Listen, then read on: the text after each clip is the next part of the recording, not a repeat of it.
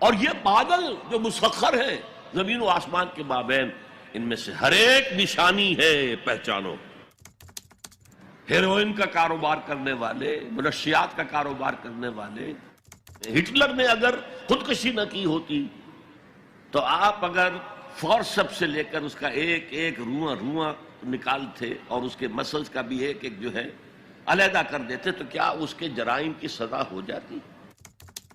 پورا یورپ برباد ہوا ہے، تباہ ہوا، خود اس کا ملک جو ہے وہ سب سے زیادہ تباہی کا جو ہے وہ نشانہ بنا، ہزاروں لاکھوں انسانوں کو گمراہی کی طرف دھکیل دیا۔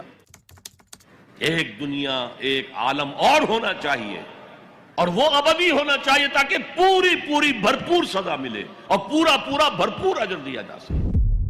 کہ سب سے پہلے ایمان باللہ وہ کلیتاً فطرت پر ہے۔ اسی لیے کانٹ نے یہ ثابت کیا، ایک کریٹیک آف پیور ریزن اس کی کتاب، جس نے ہنگامہ پیدا کر دیا تھا پورے یورپ میں۔ اس وقت تک کرسچینٹی ڈومیننٹ تھی اور مذہب ایک اہم عنصر تھا انسانی زندگی کا۔ اس نے کہا اللہ کے وجود کے لیے جتنے منطقی دلیلیں دی گئی ہیں سب غلط ہیں، میں سب کو کاٹ کر دکھاتا ہوں۔ جیسے ہم کہتے ہیں لوہے کو لوہا کاٹتا ہے، منطق نے منطق کو کاٹ دیا۔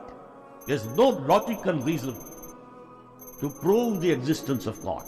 A critique of pure reason، میں نے کہا تھا pure reason، عقل خالص جو فطرت سے رہنمائی نہیں لے رہی۔ وہ فلسفہ جو ہے اس کی منزل کیا ہے، گنوسٹسزم یا اسکیپٹسزم، لا ادریت یا ارتیاحیت۔ پھر اس نے ایک کتاب لکھی بعد میں، کریٹیک آف پریکٹیکل ریزن۔ اس نے کہا کہ عملی طور پر انسان اخلاق حسنہ اختیار کر ہی نہیں سکتا جب تک کہ خدا کو نہ مانے۔ یہ نیسیسٹی ہے انسان کو کہ مانے۔ علامہ اقبال نے اس کو تسلیم کیا ہے، کانٹ کے اس دعوے کو۔ وہ ان کی کتاب ہے reconstruction of religious thought in Islam, کہ کوئی منطقی دلیل خدا کے وجود کو ثابت نہیں کر سکتا۔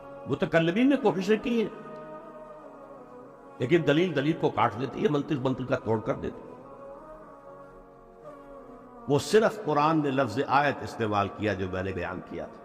اس کائنات میں ہر شے اللہ کی نشانی ہے۔ جیسے آپ کو اپنے کسی دوست کی دی ہوئی کوئی شے دیکھتے ہی دوست یاد آ جاتا ہے، ایسے ہی آفاق و انفس میں اللہ کی نشانیاں، تمہارے اندر بھی اللہ کی نشانیاں۔ ذرا توجہ کرو، آفاق کو دیکھو، کھول آنکھ، فلک دیکھ، زمین دیکھ، فضا دیکھ۔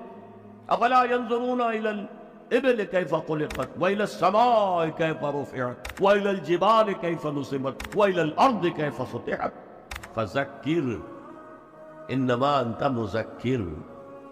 کیا یہ دیکھتے نہیں، غور نہیں کرتے اونٹ کو کیسے پیدا کیا گیا، کتنا اپنے ماحول کے ساتھ مناسبت رکھتا ہے، 7 دن نہ کچھ کھانے کو ملے نہ پینے کے ملے، اسے کوئی پرواہ نہیں۔ اس صحرا نقو صحرا کا جہاز، وہ دیکھتے نہیں آسمان کیسے بلند کر دیا گیا، دیکھتے نہیں پہاڑ کیسے گاڑ دیے گئے، دیکھتے نہیں زمین کیسے پھیلا دی گئی۔ اے نبی آپ یاد دہانی کرائیے، یہ نشانیوں کی طرف متوجہ کر دیجئے۔ آپ سوائے یاد دہانی کرانے والے کے اور کچھ نہیں ہے، آپ کے اختیار نہیں ہے کہ آپ اللہ کو منوا لیں۔ یہ تو تمہارے اندر سے، فطرت سے ابھر کر گواہی آئے۔ یقیناً آسمان اور زمین کی تخلیق میں، رات اور دن کے الٹ پھیر میں، اس کشتی یا جہاز میں کہ جو ایسا سامان لے کر چل رہی ہوتی ہے جو لوگوں کو نفع پہنچاتی، اور وہ جو اللہ نے آسمان میں سے پانی اتارا اور اس سے زمین کو اس کی موت کے بعد زندہ کر دیا، اور زمین میں پھیلا دی ہر طرح کے جاندار، اور یہ ہواؤں کا چلنا، اور یہ بادل جو مسخر ہے زمین و آسمان کے مابین، ان میں سے ہر ایک نشانی ہے، پہچانو۔ کیا مطلب؟ تم نے کسی مصور کی تصویر دیکھی، تعریف تصویر کی کرتے ہو یا مصور کی کرتے ہو؟ مصور کا کمال ہے، تصویر میں کیا ہے؟ ہاں وہ اپنے منہ سے بول رہی ہے، اپنی زبان آن سے اپنے بنانے اپنے مصور کی تعریف کر رہی، تو کائنات کا ذرہ ذرہ اللہ تعالیٰ کی نشانیوں پر ہے۔ یہ جو سبز درختوں کے پتے ہیں، ایک نگاہ ہوشیار جو کہ ان کی حقیقت کو پہچان سکے، اس کے نزدیک ہر پتا معرفت